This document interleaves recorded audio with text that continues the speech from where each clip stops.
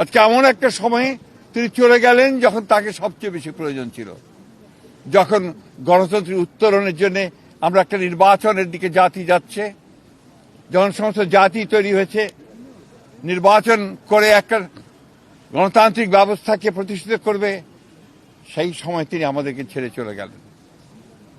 আমরা এই শোক, এই বেদনা আমাদের পক্ষে ধারণ করা খুব কঠিন। তারপরেও আমরা এই শোককে শক্তিতে রূপান্তরিত করতে চাই।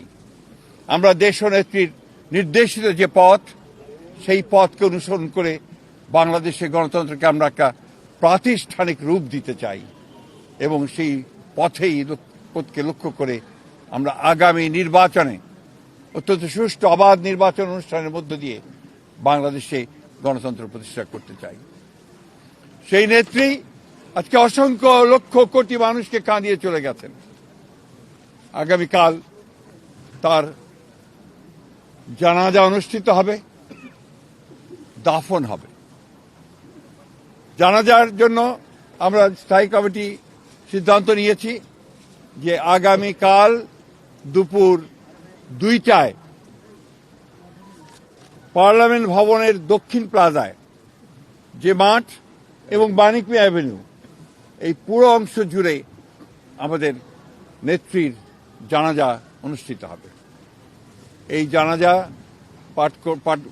পড়াবেন আমাদের জাতীয় মসজিদের খতিব, অর্থাৎ বাইতুল মুকাররমের খতিব। আর এই জানাজায় যে সঞ্চালন করবেন, পুরো বিষয়টাকে যিনি সঞ্চালন করবেন, তিনি হচ্ছে আমাদের জাতীয় স্থায়ী কমিটির সদস্য জনাব নজরুল ইসলাম খান। এরপরে আমাদের স্বাধীনতার ঘোষক, বহুদলীয় গণতন্ত্রের প্রবর্তক, বাংলাদেশের আরেক কিংবদন্তির নেতা, যাকে রাখাল রাজা বলে এই দেশের মানুষ, তার মাজারে, তারই পাশে আমাদের এই মহান নেত্রীকে সমাধিস্থ করা হবে, দাফন করা হবে। আমরা সবাই অত্যন্ত শৃঙ্খলার সঙ্গে এই জানাজায় অংশগ্রহণ করব এবং যে শৃঙ্খলার মধ্যে কথা বলা হবে, আমি বাংলাদেশের সকল স্তরের মানুষের কাছে অনুরোধ জানাবো, আপনারা সেই শৃঙ্খলা মেনে অত্যন্ত সুশৃঙ্খলভাবে জানাজা পড়বেন এবং তারপরে তাকে দাফনের অংশগ্রহণ করবে, যাদের দায়িত্ব তারাই অংশগ্রহণ করবেন। অনুরোধ থাকবে আপনাদের কাছে যে আপনারা কেউ এই নিয়ম ভঙ্গ করে শুধুমাত্র ছবি তোলার জন্য সামনের দিকে এগিয়ে যাবেন না এবং ব্যাহত করবেন না এই পুরো কর্মসূচিকে। আপনাদের আমরা বিশ্বাস করি দেশনেত্রীর প্রতি আপনাদের যে সম্মান, যে শ্রদ্ধা, সেটাকে অটুট রাখার জন্য আপনারা সেই শৃঙ্খলা রক্ষা করবেন এবং সর্বাত্মকভাবে সহযোগিতা করবেন এই জানাজা এবং দাফন কার্য সুচারুরূপে সমাধা করতে।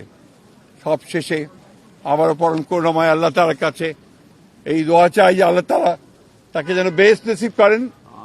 আমাদের ভারপ্রাপ্ত চেয়ারম্যান জনাব তারেক রহমান, তার জ্যেষ্ঠ পুত্র, তাকে যেন তিনি সেই শক্তি দেন যে এই যে দায়িত্ব পালন করবার শক্তি যেন তাকে দেন এবং তার পরিবারকে সেই শক্তি দেন এই শোককে সহ্য করবার জন্য।